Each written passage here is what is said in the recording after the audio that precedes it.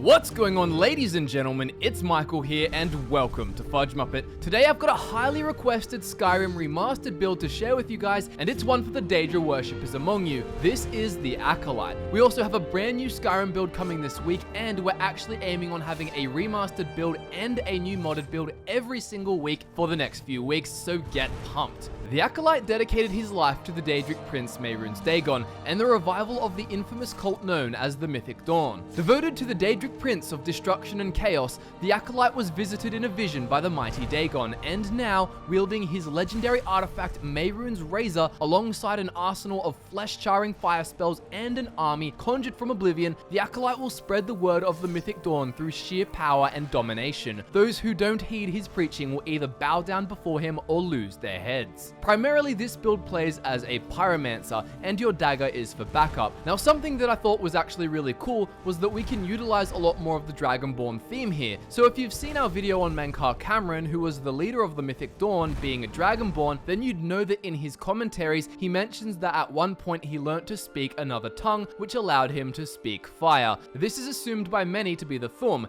and becoming the Dragonborn ourselves, we too will be able to unleash fire with our shouts. The gift of the Thum will ensure that Acolyte literally burns his way into Tamrielic folklore. Before we get started, don't forget that timestamps can be found just below in the description to help you find your way throughout the video. But with that said, let's get things started with the Acolyte's race, standing stone, and stats. The Acolyte is an Imperial, which means he will begin the game with a +5 bonus to destruction, one-handed, and enchanting. He will also have the power to calm nearby humanoids for 60 seconds once a day with the voice of the Emperor power. On top of that, his Imperial luck allows him to find extra gold where gold can be found. This is useful because, like any mage-based build, you need to buy spells, and these can get expensive, especially later in the game. Using the speech skill with this build will also help lower the prices. Being able to use the flame spell straight away is also perfect for the theme. As for standing stones, we've gone for the Lover Stone early on to get an even spread of leveling across all of our skills. These skills don't fall within just one category, so it makes sense. After that, you can choose between the Lord Stone and the Atronach Stone for the end game. Now, the Lord Stone is great because it offers solid protection, but also won't interfere with your conjuration casting. The Lord Stone gives us a 25% resistance to magic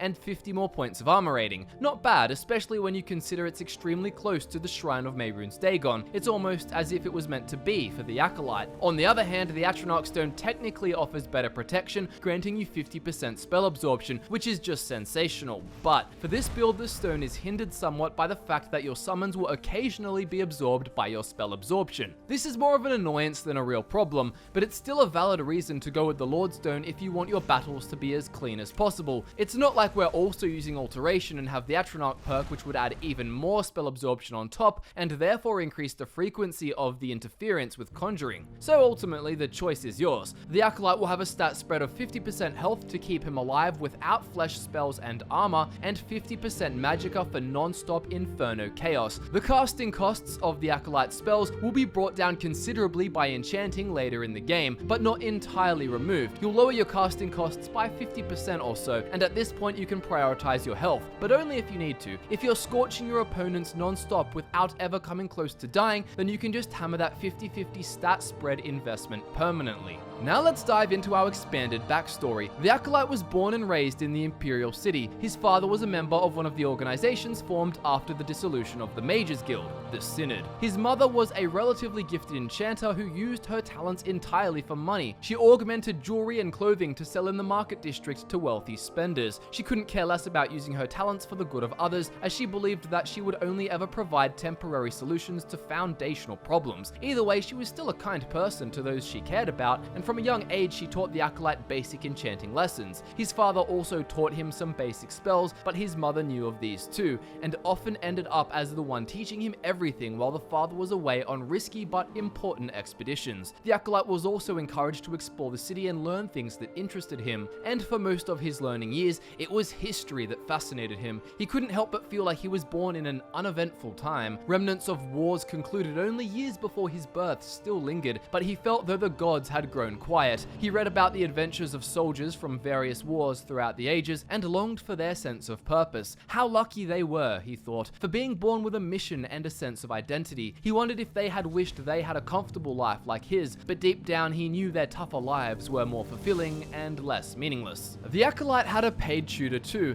and when he learned about the Oblivion crisis, as all Cyrodiil-born Imperials eventually did, the Acolyte developed a fascination for the influence of gods in mortal affairs. All of the books and all of the lectures teaching him about the crisis were tailored to demonize the Daedric Prince, and perhaps rightly so, but in condemning him, the texts emphasized his unceasing power and his resolute desire for destruction and chaos. Maybe he wasn't supposed to see it the way he did, but the Acolyte saw the destruction caused by Mehrunes Dagon as a catalyst for rebirth, creating order from the ashes of chaos. Of course, the Acolyte didn't speak up about his opinions. This was a very sensitive subject for the Imperials, who never quite recovered from the events that transpired all those years ago. Probably the most intriguing aspect of the crisis to the Acolyte was the mortal known as Mankar Cameron, if you could even call him a mortal. His efforts did not go unrewarded by the Daedric Prince of Destruction, and he was ridiculously overpowered, even creating his own personal realm in Oblivion, Gaia Alata, which he also called Paradise. People even claimed he was immortal and that he could speak fire. The Acolyte wasn't sure how much truth there was in those rumors and how much of it was just misinformation used to scare the masses, but that lack of confirmation only made him more interested. Reaching adulthood and still living a very comfortable but super meaningless life outside of his studies, the Acolyte left the Imperial City to travel around Cyrodiil. He just wanted to go traveling and get out of his bubble. He hadn't found a purpose to his existence, just living in the same place all his life, so he packed some bags and said his goodbyes. In the back of his mind, the Acolyte had a small glint of hope that he would be able to find traces of Mehrunes Dagon and the Order of the Mythic Dawn, Mankar Cameron's cult. He traveled all around the outdoors of Cyrodiil, often using money he was given from back home to hire a companion, and other times just going alone. The more he traveled, the more competent he became, and he became somewhat of a good explorer. He loved to go into caves to discover the secrets within, and found that his basic knowledge of spells and an enchanted necklace his mother gave him before he left kept him safe. Even still, he was having a lot of fun, but it was still meaningless fun. Hedonistic, basically.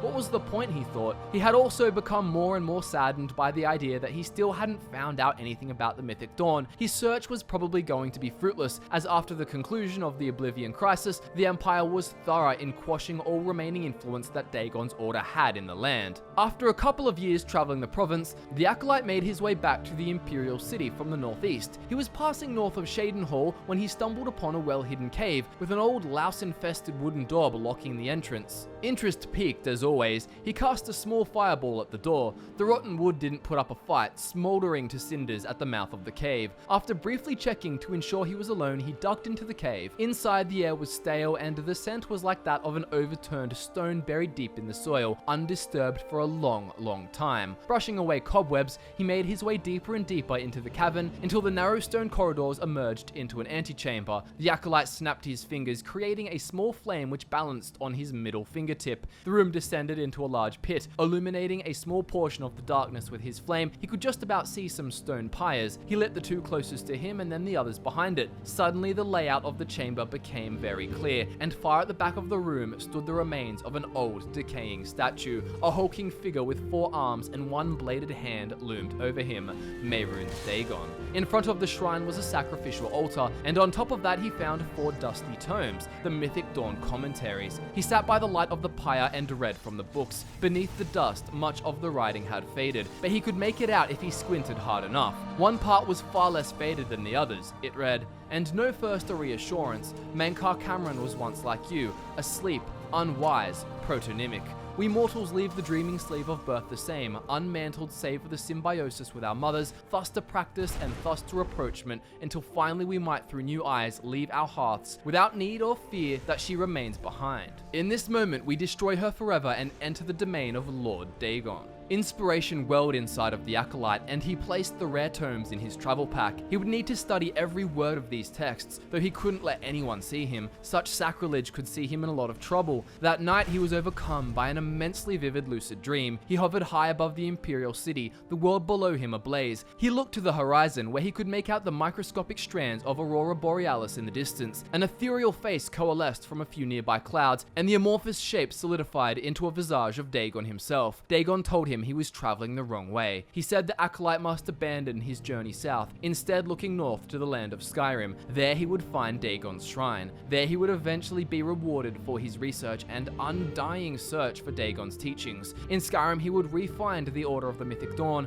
but first he would have to head to Dawnstar. Mehrunes also made good mention that he best be stronger before they meet, for he will test his strength and devotion, trying to crush him when he least expects it. And when he woke up the next morning, he turned north, making his way into the Drow Mountains. Unfortunately, he was captured on the border of Skyrim and carted off to Helgen. As he sat in the back of the wagon, the Acolyte wondered where he had gone wrong. If Mehrunes Dagon willed him to go north, why was he being taken to the block? Was his vision just an extremely lucid dream that he had stupidly acted on? Well, when he saw the World-Eater and his life was spared by it, it all made sense. The Acolyte may have been saved by a dragon, but this was Alduin, bringer of end times. A bringer of end times had saved his life. It was surely a sign. After venturing into Skyrim, the Acolyte will discover his Dragonborn powers, being told that it is a gift from Akatosh. After Dagon told him to come to Skyrim, and then he found himself saved from death by one of the most destructive forces in the world, the Acolyte will deny it is Akatosh. Surely there's just too many coincidences for this not to just be a gift from Mehrunes Dagon. After honing his powers in this new province and ultimately hearing of the Mythic Dawn Museum in Dawnstar, the Acolyte will know his time has come. He will go to Dawnstar, in which the Mythic Dawn quest involving Mehrunes Dagon can occur. Based on what happens in this quest, the Acolyte believes Dagon trusts him greatly, and not only will the Acolyte promise Dagon to restore the Mythic Dawn to prominence, but he will also crush the return of the dragons. He will realize these creatures are not sent by Dagon, and he wants people to know that Mehrunes is the true, most powerful bringer of the end of the world. He will use Mehrunes' razor and fire magic to force Skyrim into learning the true power of Dagon and his servants. He will see his mastery of the Thum as a gift, much like Mankar Cameron, who had supposedly learned to speak fire. The Acolyte's primary goal will be to serve Dagon however he can. He plans to spread awareness of him and the Mythic Dawn, and he will remove any and all threats that may stand in his way. Removing the dragons while wearing his special faction robes, for instance, will be a perfect display of the Mythic Dawn's capabilities, and will give the Order great notoriety in Skyrim and all of Tamriel. As for factions, he will of course follow the main story and do the Dragonborn DLC for the reason mentioned just a moment ago.